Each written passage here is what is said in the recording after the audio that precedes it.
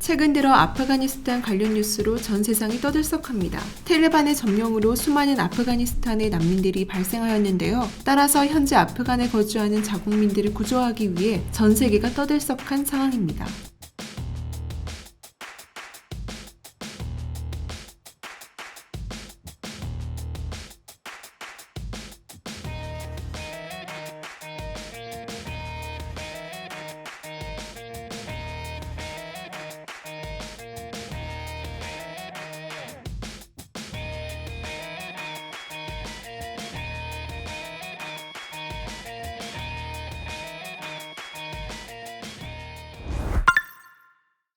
일본은 아프가니스탄에 남은 일본인을 무기로 피난시키기 위해 일본 정부가 자위대 수송기를 띄웠지만 아프간에 거주하는 일본인들이 공항까지 오지 못해 대피 인원이 0명에 그쳤습니다. 이는 미국과 협력해 한국행 희망자를 전부 이송하는 데 성공한 한국 정부와는 상반된 결과입니다. 탈레반 기지를 통과할 때는 반드시 미군 승인이 필요한데 미군은 탈레반과 철수와 관련해 한국은 미군이 승인하는 인원에 대해 철수해도 좋다는 약정을 맺었습니다. 이 약정에 따라 버스 6대에 나눠 탄 한국행 협력자들은 검문소를 통과할 수 있었다고 합니다. 반면 일본의 자국민 구조는 단 한 명도 하지 못했는데요. 26일 NHK와 아사히 신문 등에 따르면 아프간에 남아있는 일본인과 대사관에서 일한 현지 직원들을 파키스탄 수도 이슬람아바드로 옮기기 위해 자위대 C2 수송기가 전날 밤 카불 공항으로 향했습니다. 자위대법에 근거한 재외동포 수송 임무에서 외국인을 대피시키는 것은 처음인데요. 하지만 대피하려는 사람들이 공항에 도착하지 못해 첫날 수송 인원은 0명에 그쳤죠. 대피 희망자들이 스스로의 힘으로 카불 공항까지 와야 했지만 상황이 여의치 않은 탓으로 보입니다. 이들은 군 수송기 도착에 맞춰 공항에서 만나기로 했지만 탈레반이 지난 24일 자국민 출국 금지를 선언하며 곳곳에 검문소를 설치한 탓에 공항 진입 자체가 어려운 상황이 만들어진 것입니다. 탈레반 측은 공항으로 가는 길이 차단됐다. 아프간인은 그 길로 공항에 갈 수 없고 외국인만 공항에 가는 것이 허용된다. 아프간인들이 탈출하는 것이 불쾌하다. 더는 허용하지 않을 것이라고 으름장을 놨습니다. 자국민도 탈출시키지 못하는 일본 정부가 어떻게 선진국이라고 불리며 난민까지 수용할 수 있을까요? 중국은 아프가니스탄 난민 문제를 미국과 동맹국이 전적으로 해결해야 한다고 주장했습니다. 중국 관영 매체인 한국시보는 24일 자사설을 통해 아프간 난민의 재정착은 의심할 여지 없이 미국과 동맹국이 절대적인 책임을 져야 한다며 한은 미국과 동맹국이 만든 것이며 침입이 없었다면 아프간 난민 문제는 없었을 것이라고 썼습니다. 따라서 이 사태의 책임을 미국에 돌리는 태도를 보이고 있습니다.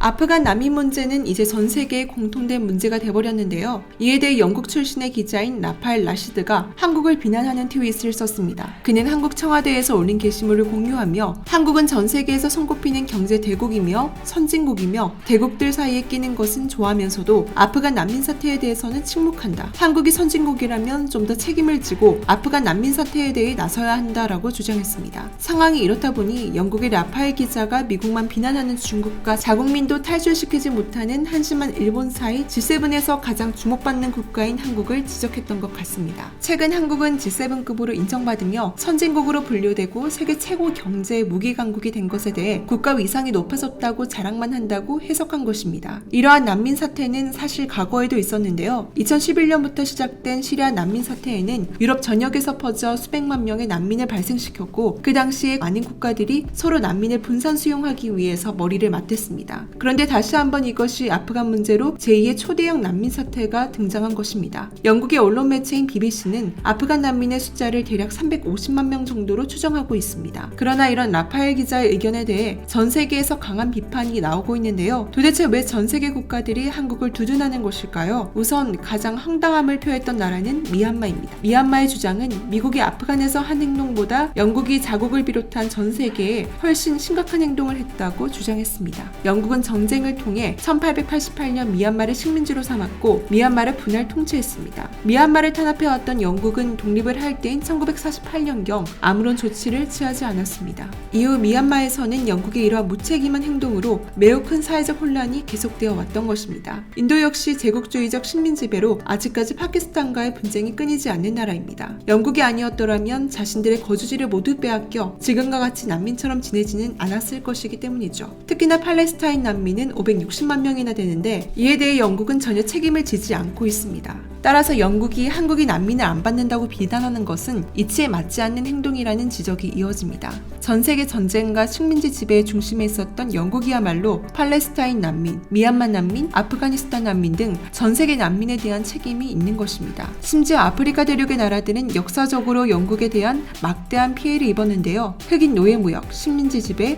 자본 탈취 등 영국이 과거에 저지른 만행에 대해 책임을 지지 않고 떠나버린 사태에 영국은 잘 살고 있으나 지구촌 곳곳의 약소국들은 아직까지 고통을 받고 있습니다. 한국이 이런 난민 사태에 대해 책임이 없다며 두둔하는 데에는 이유가 있는데요. 한국은 이미 잠재적으로도 북한 난민을 탈북자라고 칭하며 대한민국 국민으로 받아들이고 있습니다. 미국 상원에서도 통과한 북한 인권법에 보면 한국은 북한 난민을 아무런 조치 없이 가장 먼저 수용하고 지원하는 국가입니다. 만약 북한이 붕괴된다면 한국은 통일을 위한 수백만 명의 난민을 항시 대비하고 있어야 합니다. 따라서 통일 시 최소한 수천조 이상이 들어갈 것으로 예상하는데요. 그중 북한 난민을 돕는 비용이 상당할 것으로 예상됩니다. 따라서 난민 문제에서 미국은 북한 때문에라도 한국은 우선 제외되어야 한다며 미상원에서 통과시켰다고 합니다. 심지어 세계대전의 가장 큰 피해국 중 하나였던 한국은 난민 문제를 피하지 않았습니다.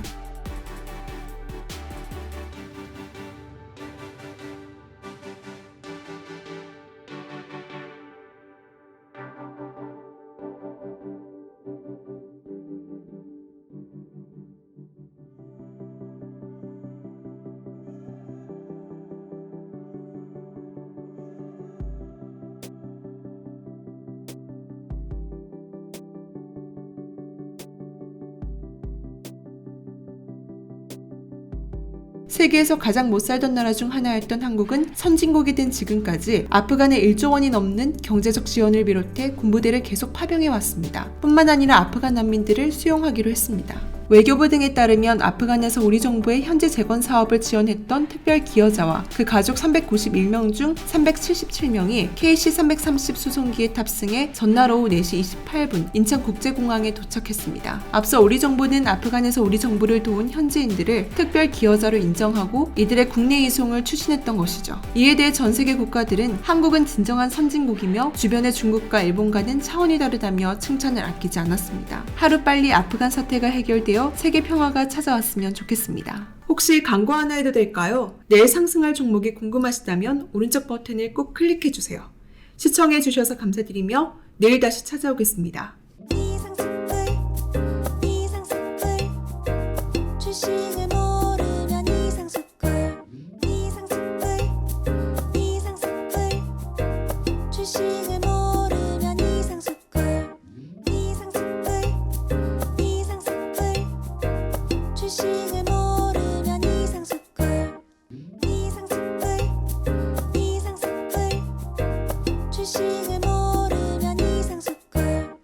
주식 모르니?